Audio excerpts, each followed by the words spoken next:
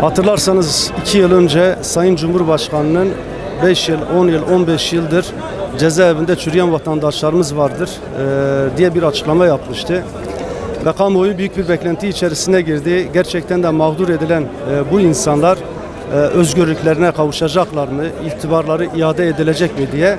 Fakat 2 yıl geçmesine rağmen Sayın Cumhurbaşkanı'nın bu açıklaması yönelik herhangi bir pratikte bir adım atılmadı. Oysa ki kamuoyuna umut verildikten sonra, bir beklenti içerisine sokulduktan sonra adım atılması gerekiyordu. Şu anda da MHP tarafından getirilen bir yasa tasarısı var. Her ne kadar başı ile içeriği birbirini tutmasa bile bu yasa tasarısını getirmesinin sebeplerinden bir tanesi FETÖ savcısı ve yargısı tarafından mağdur olan insanların mağduriyetinin giderilmesi diye açıklama yapılmıştı. Dolayısıyla 28 Şubat ve FETÖ yargısı tarafından hem savcılar hem hakimler hem polisler tarafından mağdur edilen yüzlerce insan olduğunu, binlerce insan olduğunu hepimiz biliyoruz ve kamuoyu da biliyor, hükümet de biliyor.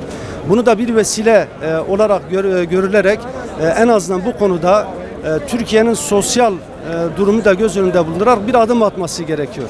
Yani kısmi olarak da değil de gerçekten birçok toplumsal kesimden oluşan mağduriyetler var ve bu mağduriyetlerin giderilmesi için de bu da bir fırsat. Dolayısıyla Türkiye'yi kucaklayacak, var olan sıkıntıları giderecek, birlik ve beraberliğimizi bütünleştirecek adımların atılması gerekiyor.